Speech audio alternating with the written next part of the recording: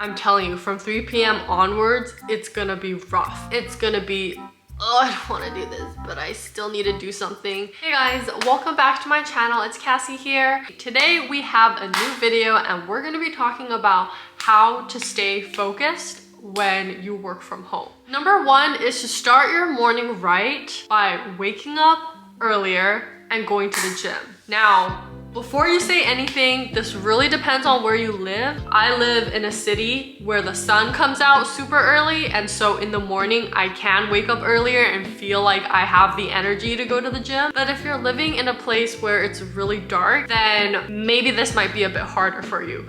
But speaking to those people who do live in sunnier places and have the luxury of waking up earlier, please do that, because I have noticed when I wake up earlier and I just go to the gym and I get that done and over with, not only do I, number one, feel like I've already accomplished so much through my day, but number two, I also feel so energized from the gym that it translates into my work, because it's almost like I got the hard part started and now you've kind of broken that seal and it's just easier to kind of keep going. Not saying it's easy, but it definitely helps. Number two is my favorite idea, which is once a week, go to a coffee shop. Just get out of the house, because it can feel so stuffy being at home all day. All you need is that little push in that new environment to help you really get the creative juices flowing. I go there, I spend $5 on one cappuccino. You don't want to be spending a ton of money every single time. I'll just sit there and for a few hours, I just do some really concentrated work. And usually I'll pick the days where I know I really need to get something done and I really need to have something to show for work tomorrow. The second option is to pick a friend that you can work with. And I don't know why I didn't think about this sooner. Not only do you get to see your friend again, but you can kind of keep each other motivated, and it's just something to look forward to during your work week, so it doesn't feel like you've just been working all week. I usually maybe will go to like a coffee shop on Monday, and then on Wednesday I'll hang out with my friend and we will work together. Sometimes I work at her house, sometimes she works at my house. I find that working at my house is a horrible idea because I cannot concentrate, so I prefer to actually go to her house. Do be careful, it's not a friend that you're just gonna keep talking to, because that can also happen. And it's also a great opportunity to hang out with them after work. Like, you guys can like grab a drink together or go for a walk together. So it just makes the week feel more exciting and gives you something to look forward to. Number three, I absolutely hate a silent office, okay? I cannot work if it's just that is so quiet. I like to listen to ambient sounds. I can't listen to music because the work I do, it involves a lot of thinking, and I cannot think when I'm listening to lyrics. I can't listen to podcasts. I can't like have a TV show in the background or even like news playing in the background because I will get so distracted. My go-to is ambient sounds, and not just any ambient sound, okay? It can be lo-fi, but some lo-fi makes me really sad, and so I typically like listening to like guitar, bossa nova music, just like something happy and cheerful. Or I'll listen to something with like a really, really soft office sounds or like coffee shop sounds. I don't always like there to be music.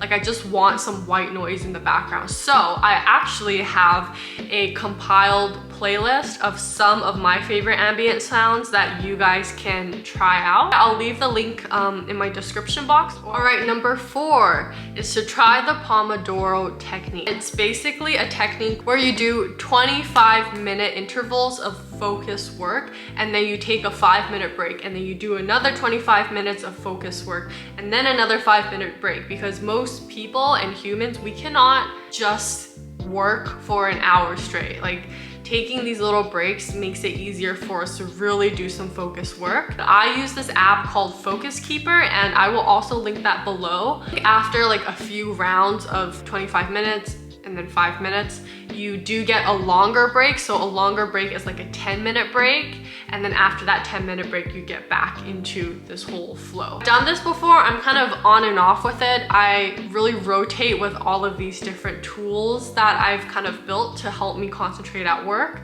So sometimes I use it, sometimes I don't, but I do find that it helps. Number 5, this one is so obvious, but just put your phone away, okay? Don't put it anywhere near you. Don't put it in the same room as you. Put it in a separate room. Put it far away where you cannot reach it, because out of sight, out of mind. Like, that's literally how it works. And the phone is just too tempting, especially if you have a semi-addiction where you just open the apps for no reason. Like, you don't even know, there's no notifications, nothing. You're just opening it out of habit of doing it. And that can distract you, especially if you have also ADHD and you're just like 1 minute thinking about this and then the next minute you're thinking about that.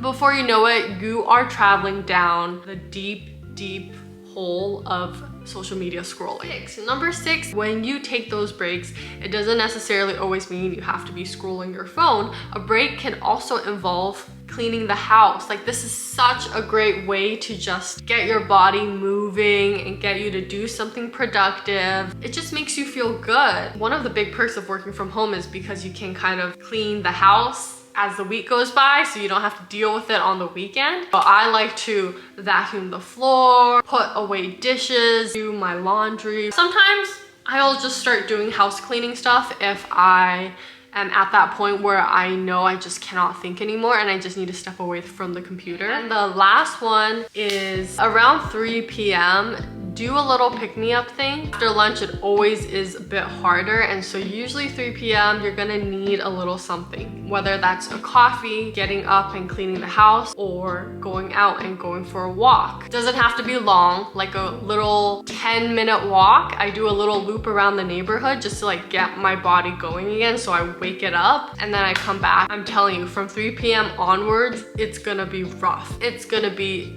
oh, I don't want to do this, but I still need to do something. And then you just sit there and then you stare at the screen, and then before you know it, you've done nothing between 3 to 4 to 5, and you've just wasted a bunch of time. So 3 p.m, get up, do something, change it up a bit, because you're gonna need it. Those are my tips for staying focused when you're working from home. I know it's super hard, but it is a really great blessing to be able to work from home. And I think sometimes we just need a couple tools here and there to help us get through our day. Let me know if you guys are already practicing any of these little tips in the comments below, or if you have any other better tips for me, please let me know, because I am always looking for better ways to be a more efficient worker. All right guys, thank you for watching, and I'll see you in my next video.